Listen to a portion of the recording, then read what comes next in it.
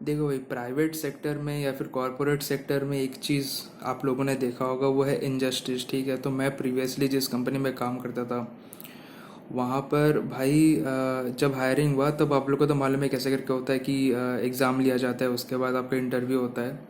तो exam pass करके उसके बाद इंटरव्यू में उन लोगों ने पूछा कि यार कितने एक्सपेक्टेशंस हैं तुम्हारे, कितने लाख कितने करोड़ चाहिए तुम्हें इस जॉब को करने के लिए। तो मेरा 2 साल का एक्सपीरियंस था, तो उस हिसाब से मैंने मांगा और वो लोग राज़ी हो गए। ठीक है, तो उसके बाद हम घुसे काम करने। और काम करते करते यार मतलब बहुत लोग थे, एम्प्लॉयज़ थे, मतलब साथ में जो लोग काम करते थे एक एक प्रोजेक्ट के लिए।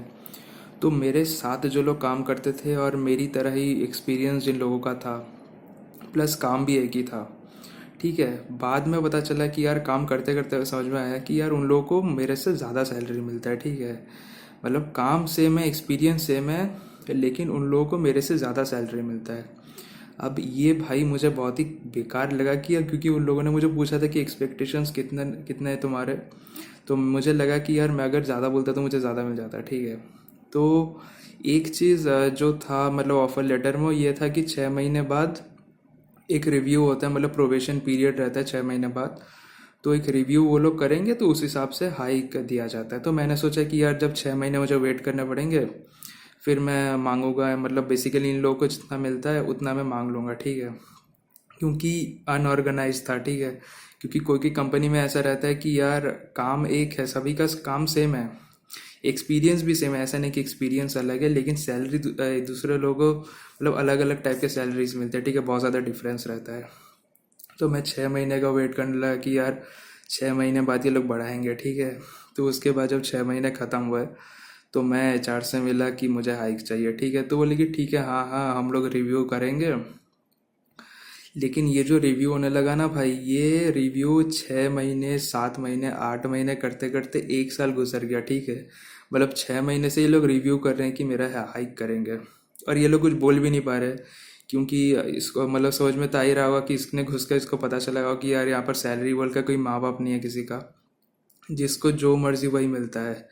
फिर अंदर ही अंदर पता चला कि यार यहाँ पर मैनेजर्स के साथ जो जितना अच्छा रिलेशन बना के रख सकता है उसको उतना अच्छा सैलरी मिलता है। ठीक है, क्योंकि कोई कोई लड़की थी भाई जिन लोग को बहुत ज़्यादा मिलता था। ठीक है, मतलब बेमतलब का।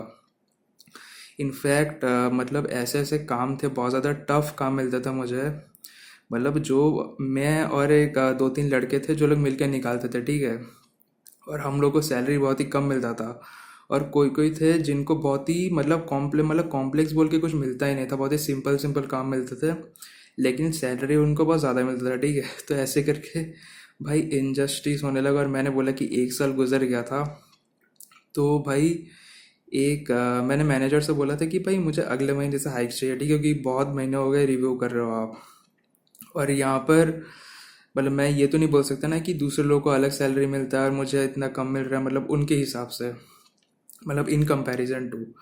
तो ये तो मैं बोल नहीं सकता था, लेकिन मैंने बोला था कि हाइक चाहिए मुझे बेसिकली। ठीक है, तो 1 साल तो हो गया था। उसके बाद 2-3 महीने गुजरने के बाद एक दिन क्या हुआ कि झगड़ा हो गया। ठीक है, मतलब मेन मैनेजर के साथ, कि मैंने बहुत दिनों से बोला है कुछ हो नहीं रहा है, ये वो करके झगड़ा हो गया। ठीक है, और वो लोग क्या करने लगे कि मुझे मिस्टेक्स दिखाने लगे कि देखो ये काम तुमने सबमिट किया था, यहाँ पर ये मिस्टेक था, मैंने तुमको कुछ नहीं बोला था, देखा ऐसे करके।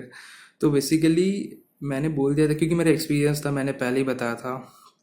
तो मैंने ऑलमोस्ट डिसाइड कर लिया था कि मैं छोड़ दूंगा। ठीक है, फिर मैंने जब नोटिस पीरियड मतलब जो होता है आपका मतलब निकलने से पहले जो नोटिस पीरियड जो सर्व करना होता है, मैंने सर्व करने मैं जब सर्व करने गया तो वो लोग मुझे बता रहे कि नहीं नहीं नहीं नहीं, सर्व करने की ज़रूरत नहीं है, मैं हम लोग बढ़ा देंगे। ठीक है, तो अराउंड 2-3 दिन बाद वो लोग बहुत ही एक नॉमिनल हाइक ऑफर करने लगे। ठीक है, मतलब बहुत ही कम यार, अब बता भी नहीं सकता इतना कम। ठीक है, और वो देखकर मुझे इतना ज़्यादा गुस्सा आया ना कि भाई मैं बोला कि मैं रह नहीं सकता, मुझे नोटिस पीरियड में सर्व कर रहा हूँ।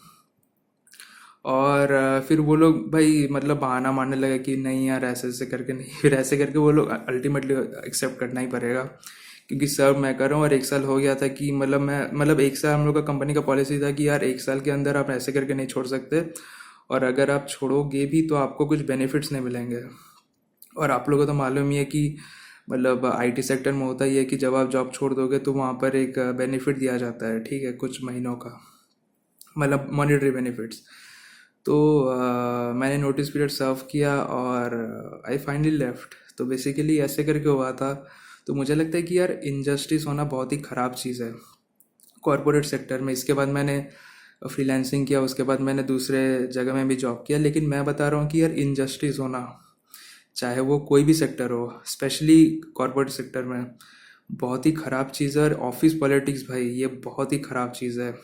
और मुझे लगता है कि स्किल्स के ऊपर बहुत ज़्यादा इम्पैक्ट करता है, क्योंकि जब आप देखोगे कि काम एक है, स्किल्स एक है, एक्सपीरियंस एक है, और आप ज़्यादा कम्प्लेक्स काम कर रहे हो लेकिन आपको पेमेंट कम मिल रहा है, तो बहुत ज़्यादा चोट होता है भाई।